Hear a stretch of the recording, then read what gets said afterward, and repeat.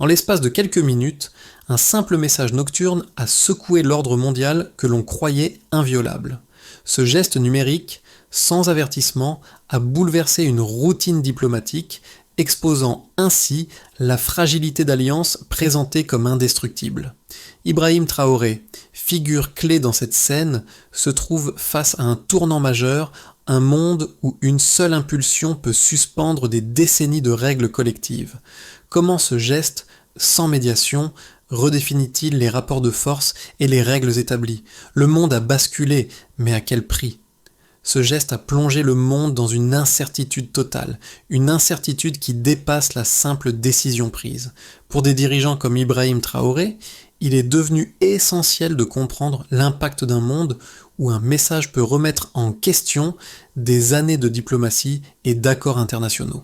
L'absence d'explication officielle, le silence des institutions américaines face à cette impulsion n'ont fait qu'amplifier l'onde de choc. Ce qui semblait stable et prévisible en quelques heures s'est transformé en un terrain mouvant, mettant en lumière des vulnérabilités cachées jusque-là.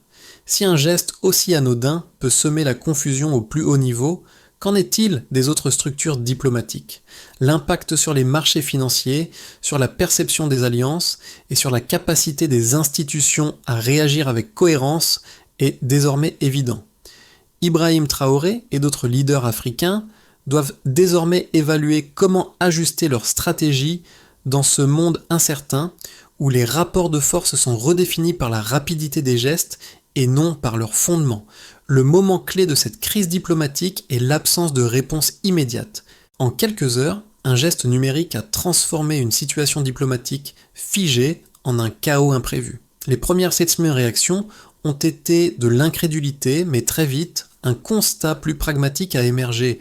Ce n'était pas simplement une anomalie technique, mais une révélation sur l'état réel des priorités géopolitiques. Le silence des États-Unis a signalé une hiérarchie implicite qui a déplacé la dynamique politique. Ce vide interprétatif a rapidement été interprété par Pretoria comme un signal de faiblesse forçant une relecture stratégique de la situation. Ce n'est plus une simple rupture, mais un test des rapports de force existants.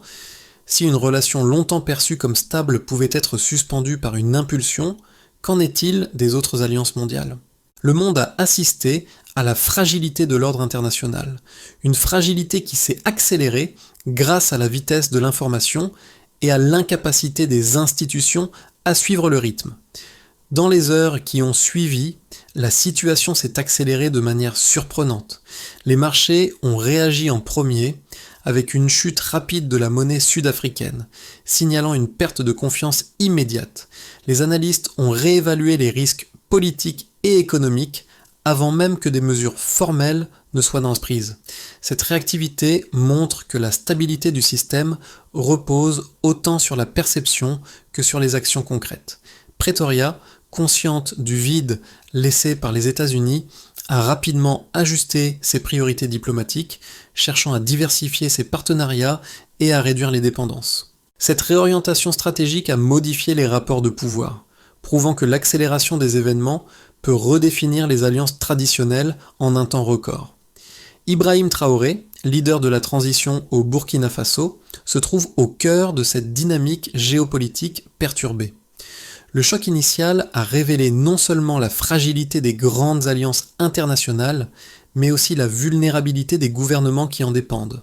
Alors que les États-Unis restaient silencieux, Pretoria a pris l'initiative de réévaluer rapidement sa position stratégique, cherchant à saisir les opportunités qui se présentaient dans ce vide diplomatique.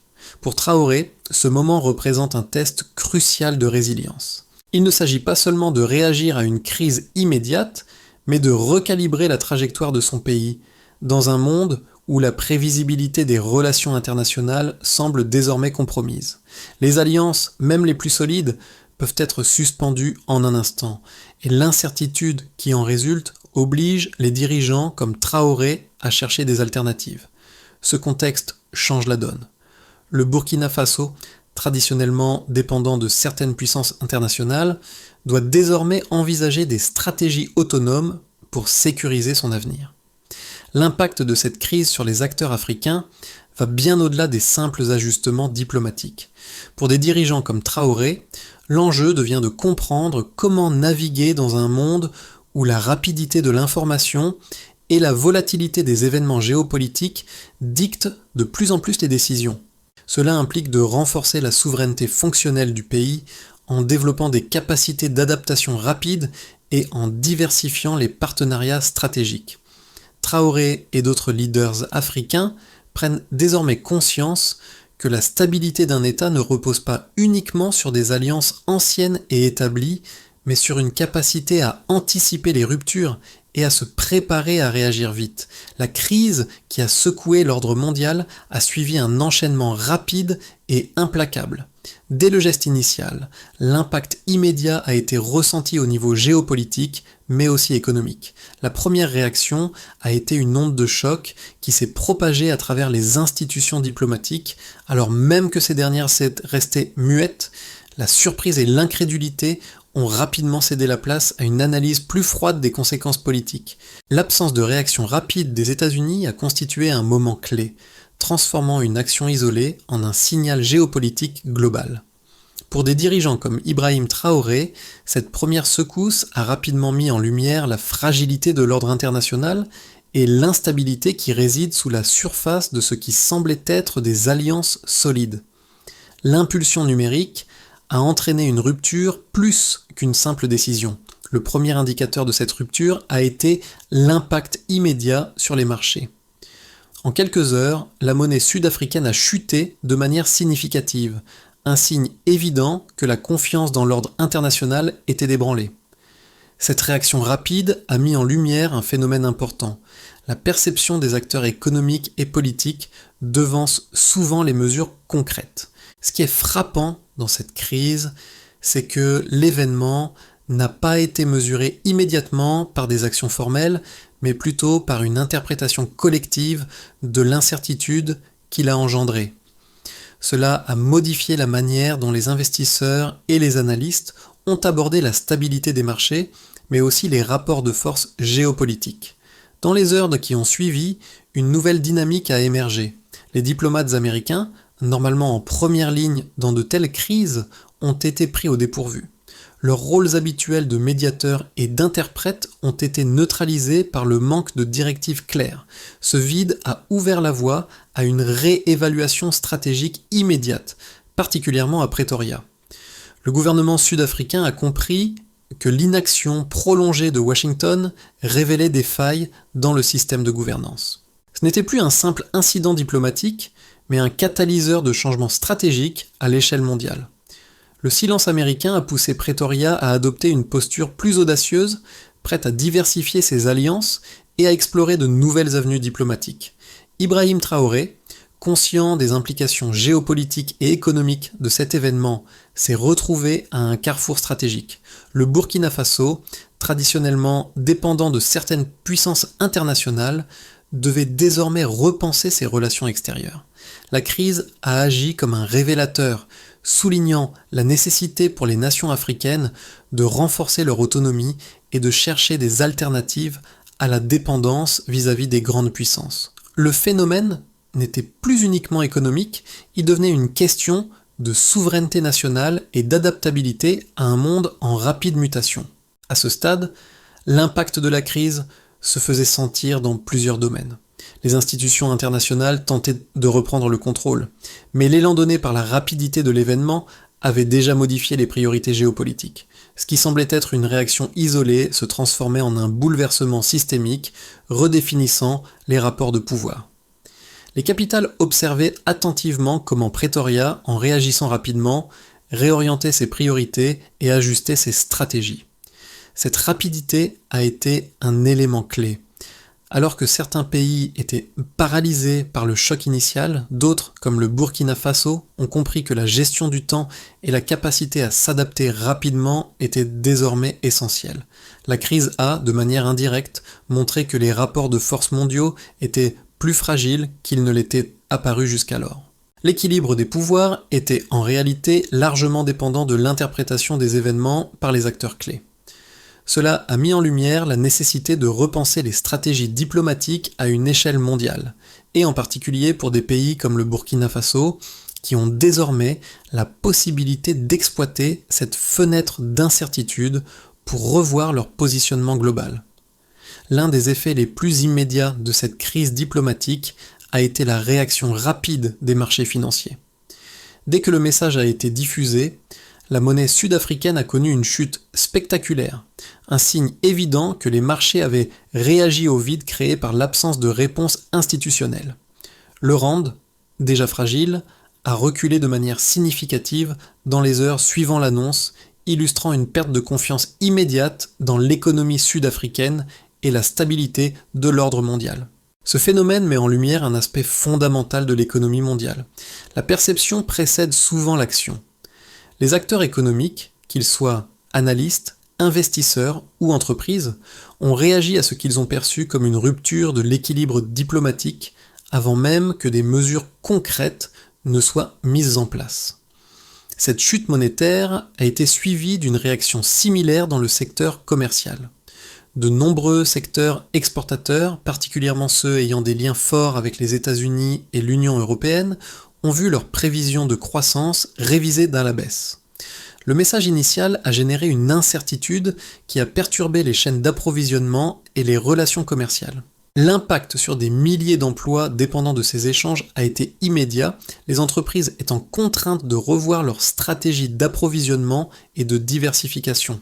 En réponse à ce vide d'information, de nombreuses entreprises sud-africaines ont accéléré leur processus de diversification, cherchant à réduire leur exposition à des marchés devenus instables. Cette réaction défensive n'était pas fondée sur un changement idéologique, mais sur un besoin pragmatique de sécuriser les chaînes d'approvisionnement et d'atténuer les risques économiques. Car dans le secteur géopolitique, le vide laissé par l'absence de clarification a permis à certains acteurs de réévaluer leur position. Le gouvernement sud-africain en particulier a saisi l'opportunité pour réorienter ses priorités diplomatiques. En moins de 48 heures, Pretoria a engagé des démarches qui, normalement, auraient pris des mois de négociations préparatoires. Ce réalignement rapide a été interprété par certains analystes comme une victoire stratégique pour l'Afrique du Sud, démontrant que la rapidité de la réaction diplomatique pouvait jouer un rôle crucial dans la gestion de crises internationales. Ce phénomène a également suscité une réflexion plus large sur la dépendance des pays africains vis-à-vis des grandes puissances et sur la nécessité d'accélérer la diversification de leurs alliances. Une autre dimension quantifiable de cette crise est le changement rapide de comportement diplomatique. Là où des institutions comme l'Union européenne ou les Nations unies auraient mis des jours, voire des semaines, pour analyser et réagir, les réponses ont été instantanées. Le changement de trajectoire de Pretoria a démontré que dans un monde de plus en plus interconnecté, la vitesse de la décision est devenue un facteur déterminant dans la gestion des relations internationales. En une fraction de seconde, ce qui semblait être une petite impulsion s'est transformé en un tournant majeur dans les relations diplomatiques mondiales. En fin de compte, les preuves quantitatives qui émergent de cette crise sont multiples et interconnectées. La chute du rand, la réévaluation des prévisions économiques et l'accélération des réajustements diplomatiques sont des indicateurs clairs que la crise a modifié la dynamique mondiale. Cette réactivité a également permis de mettre en lumière des vulnérabilités systématiques dans les chaînes de décision économiques et diplomatiques, soulignant le besoin de renforcer la résilience et l'autonomie face à de telles ruptures. Cette crise a mis en lumière deux perspectives opposées sur la manière de gérer des ruptures diplomatiques abruptes. D'un côté, il y a ceux qui soutiennent la logique de fermeté, défendant l'idée que cette décision rapide et sans ambiguïté permettrait de restaurer une crédibilité érodée. Pour ces partisans, l'action immédiate a une vertu dissuasive. En imposant une conséquence rapide, elle limite la possibilité de contourner les règles et envoie un signal clair à la communauté internationale. En un sens, la fermeté devient un moyen de montrer que les engagements diplomatiques ne sont pas uniquement des promesses, mais des obligations avec des contreparties. Cette lecture considère le silence et l'absence de médiation comme des éléments renforçant l'efficacité de la décision, et non comme une faiblesse. Ce courant estime que le message, bien que brutal, est compréhensible et difficile à relativiser, offrant ainsi une chance de redéfinir les rapports de force sur la scène internationale. De l'autre côté, une vision plus nuancée critique cette approche, soulignant que transformer une impulsion en politique étrangère peut engendrer une instabilité plus coûteuse que les gains espérés. Les marchés ont réagi avant même que des mesures concrètes ne soient prises, signalant que la sanction n'a pas été perçue comme un acte ciblé, mais comme une perturbation systémique. Ce point de vue souligne que l'absence de dialogue et d'explication a amplifié l'impact de la décision.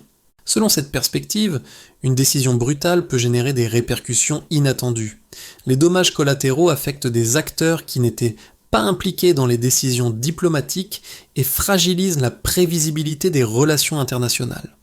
Ainsi, ce camp estime que la force d'une alliance repose non pas sur la capacité à punir rapidement, mais sur la solidité des mécanismes de dialogue et de négociation qui permettent de résoudre les différends avant qu'ils ne dégénèrent. En confrontant ces deux points de vue, on réalise que la fermeté peut être un accélérateur de changements géopolitiques, mais elle ne fonctionne efficacement que lorsqu'elle est accompagnée de mécanismes de dialogue et de processus clairs pour limiter les effets collatéraux.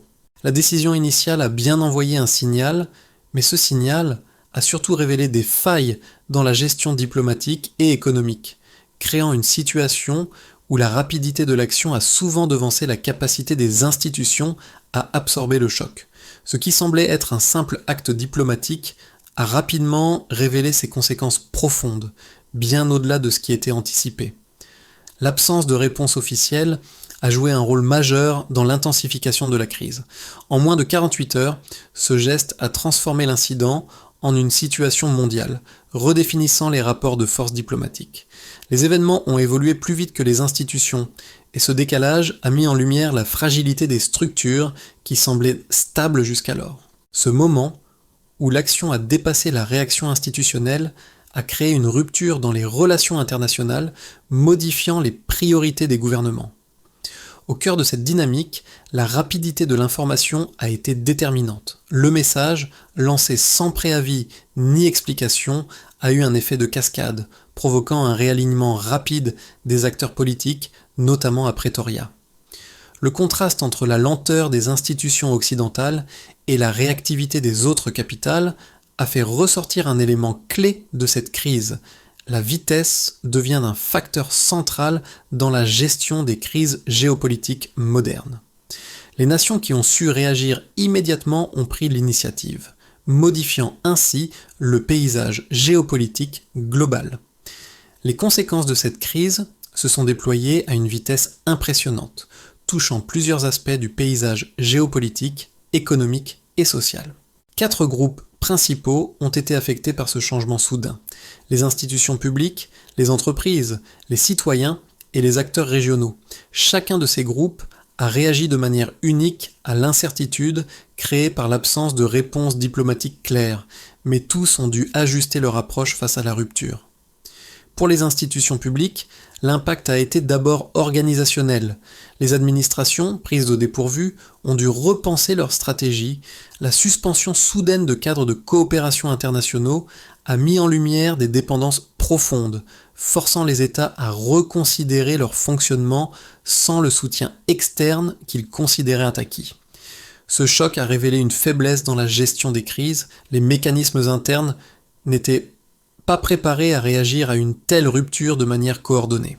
Les gouvernements ont donc dû intensifier leurs efforts pour maintenir la continuité des services tout en réévaluant les partenariats de long terme, ce qui a généré une tension interne sur la manière de maintenir la stabilité. Dans le secteur privé, l'effet a été immédiat et mesurable. Les entreprises, notamment celles liées au commerce international, ont dû ajuster leurs projections. L'incertitude grandissante a affecté les chaînes d'approvisionnement et les entreprises ont été poussées à diversifier leurs marchés plus rapidement que prévu. Des secteurs entiers ont revu leur stratégie pour se protéger contre les risques économiques accrus.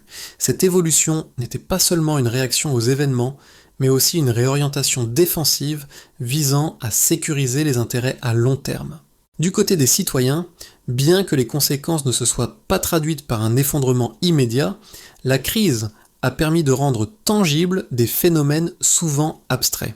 Les citoyens ont pris conscience de la dépendance de leur vie quotidienne à des décisions extérieures. Les débats sur la souveraineté et la gestion des partenariats internationaux ont commencé à prendre une place plus importante dans les discussions publiques.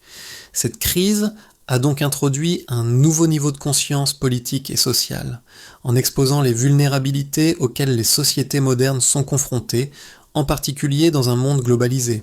Enfin, à l'échelle régionale, l'incident a agi comme un signal fort pour d'autres nations africaines. L'Afrique du Sud, en réajustant rapidement ses priorités, a montré que la réactivité pouvait être une force dans un environnement incertain.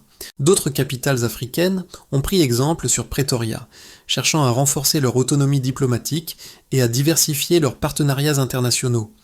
Cet événement a incité une réflexion sur la coopération sud-sud et sur la manière dont les pays africains pourraient mieux se préparer à gérer les ruptures globales.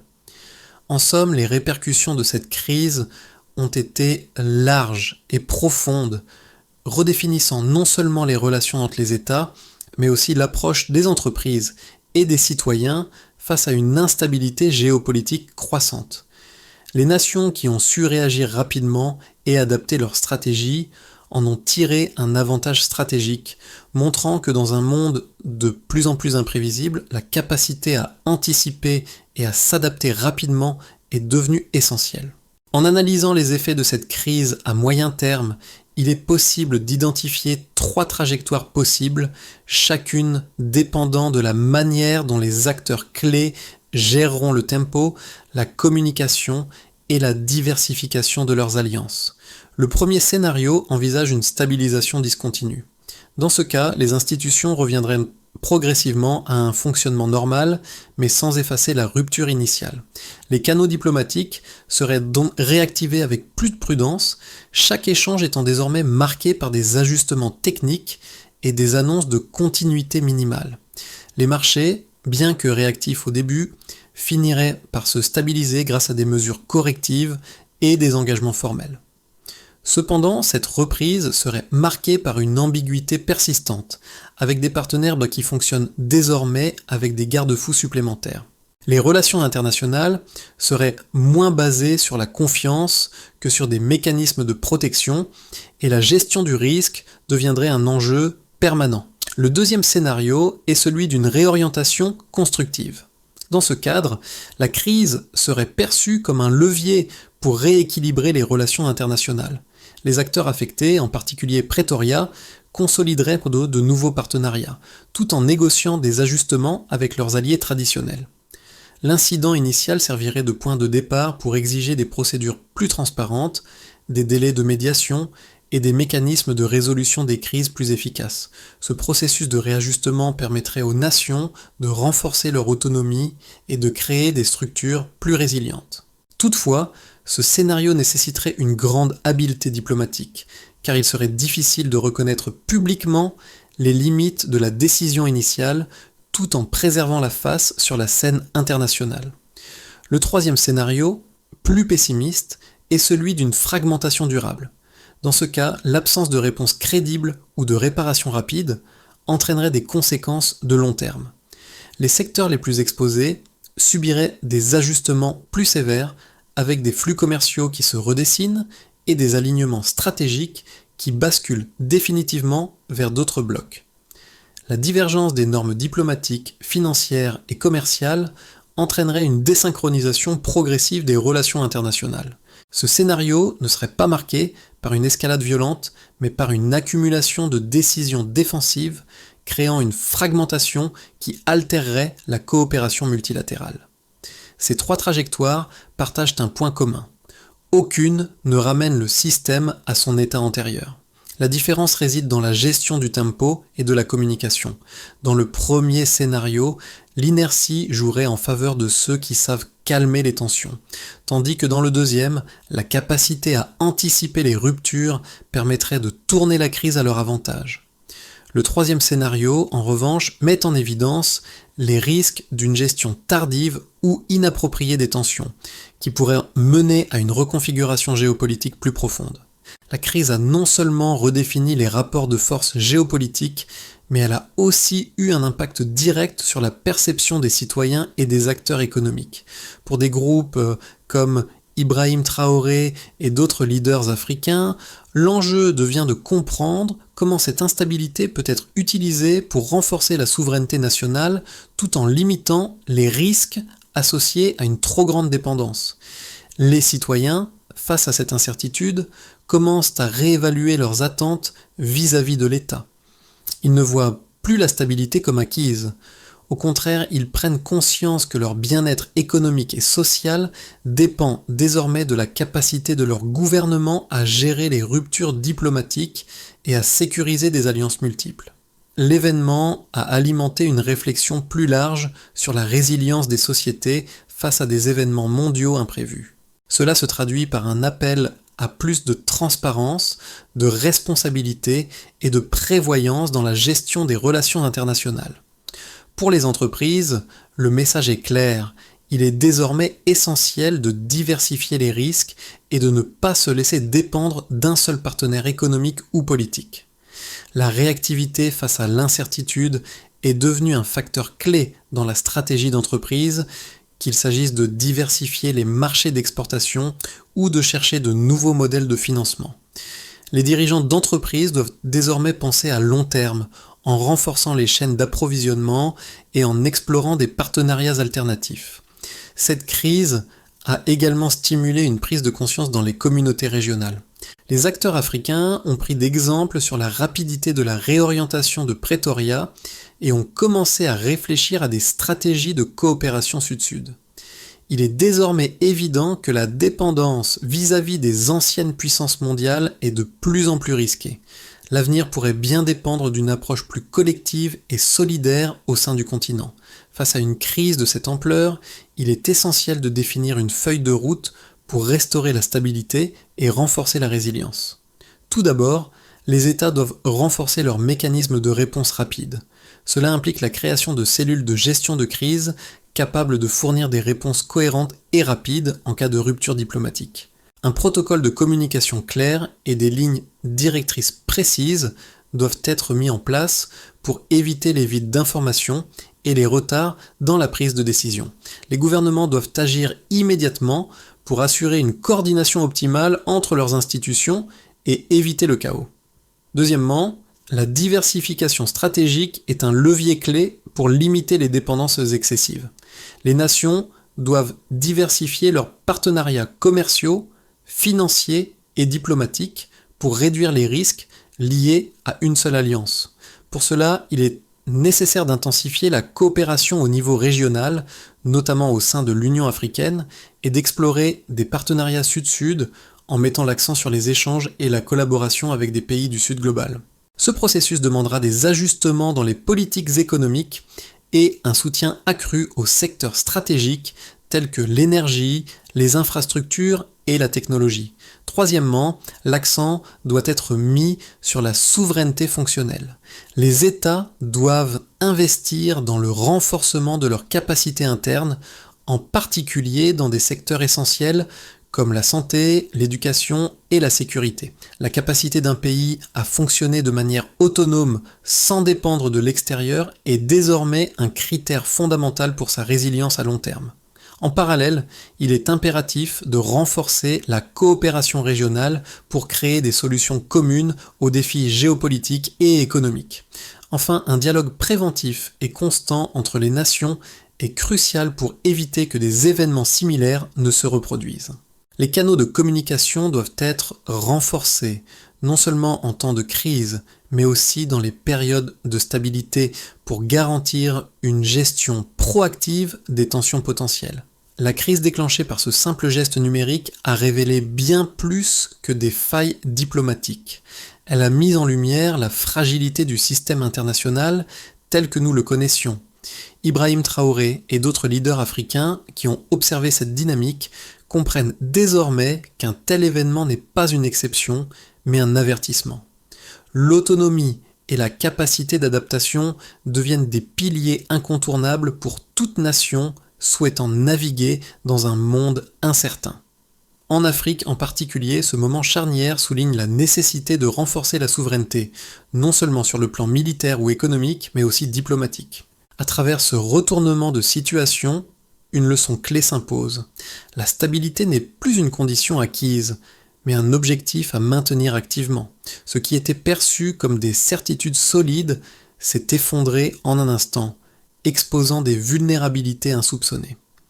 Pour Traoré, et pour de nombreux autres dirigeants, l'enjeu est désormais clair. Il s'agit de repenser la manière dont les nations se construisent et se protègent face à des chocs imprévus. Le monde a changé, et il nous appartient de nous adapter avant qu'il ne soit trop tard. L'attente n'est plus une option, la résilience et la réactivité deviennent des impératifs. Ce moment est l'occasion d'une prise de conscience globale, nécessaire pour anticiper les ruptures futures. Ce moment de crise ne marque pas la fin d'un système, mais le début d'une réflexion essentielle pour l'avenir.